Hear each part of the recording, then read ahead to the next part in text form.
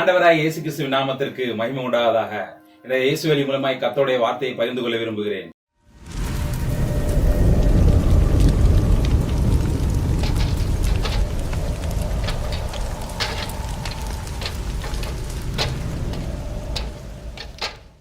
சோதம் குமார சம்பவத்தை பத்தி உங்களுக்கு எல்லாத்துக்கும் தெரியும்.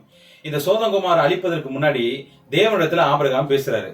அவர் என்ன பேசுறாரு அப்படின்னா, ஆண்டவரே 50 நீதிமான் இருந்து அழிப்பிரோ, 30 நீதிமான் இருந்து அழிப்பிரோ, 20 நீதிமான் இருந்து அழிப்பிரோ, 10 நீதிமான் இருந்து அழிப்பிரோ அப்படின்னு வரிசையா ஆண்டவர்கிட்ட கேட்கிறாரு. இங்க ஆண்டவர் சொல்றாரு, 50 நீதிமான் இருந்தா அவர்களை நான் அழிக்க மாட்டேன்.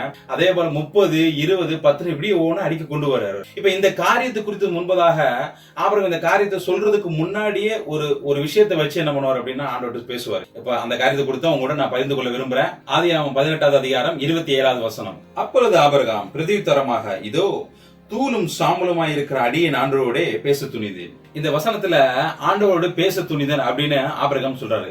இதை எப்ப சொல்றாருன்னா, ஆண்டவருக்கு முன்னாடி நிற்கும் போது அப்படிங்கிற போதுதான் இவர் பேசுறாரு. சோ இந்த வார்த்தையில இதை மட்டும் பேசுறாரு அப்படின்னா அப்படி இல்ல, இதுல இன்னும் 2 வார்த்தை கூட சேர்த்து பேசுறாரு. என்னன்னா, தூளும் சாம்பலுமா அடியேன் இருக்கிறேன் அப்படின்னு இந்த வார்த்தை சொல்றாரு.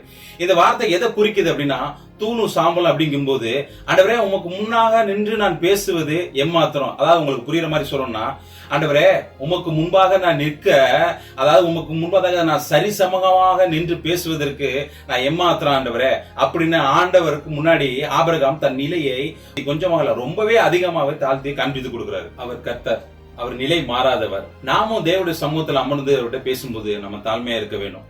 தூளும் சாம்பலுமா இருக்கிற ஆபிரகாம் தேவனிடத்துல தன் நிலையை காட்டுகிறார்.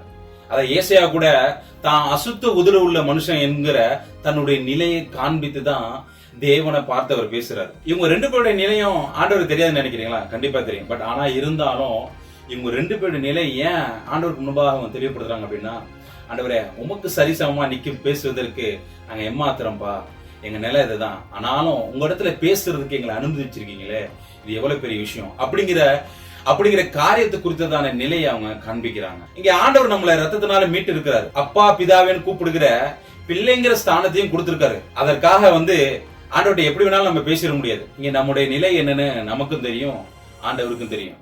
நம்ம எப்படிப்பட்ட நிலையில இருந்து அவரோட பக்கத்துல நம்ம சேர்ந்தோம் அப்படிங்கிறது நமக்கும் தெரியும், அவருக்கும் தெரியும். அப்படி அந்த நிலையை நம்ம மறந்தோமானால் அவர் யார் என்பதை மறப்போம். அவர் யார் என்பதை மறந்தோம்னா அவர் செய்ததையும் மறப்போம். நீங்க ஒவ்வொரு முறையும் தேவனுடைய சமூகத்தில் அமர்ந்து அவரோடு உங்க நிலையை அறிக்கையிட்டு பேசுனீங்க அப்படின்னா அவர் யார் என்பதை நீங்க மறக்க மாட்டீங்க. ஆபிரகாம் தூளும் சாம்பலும் அப்படிங்கிற இந்த வார்த்தை தான் தாழ்மை உள்ளவனும் தான் நிலையற்றவனும் தகுதி இல்லாதவன் அப்படிங்கிற இந்த வார்த்தை தேவனத்துல தன்னை காண்பிச்சு நீங்க உங்களை எப்படிப்பட்டவன் காண்பிக்க போறீங்க. அவர் கர்த்தர், மாறாதவர். இந்த வார்த்தை உங்களோடு பேசியிருக்கோம் அப்படிங்கிற நம்புறேன். இந்த வார்த்தை உங்களுக்கு பிரயோஜனமா இருந்தா மற்றவருக்கு ஷேர் பண்ணுங்க. நீங்க ஷேர் பண்றது மூலமா அநேகர் இயேசு வழியில் பிரயாணம் பண்ணட்டும். May God the Father, the Lord Jesus and the Holy Spirit protect and bless you. Amen.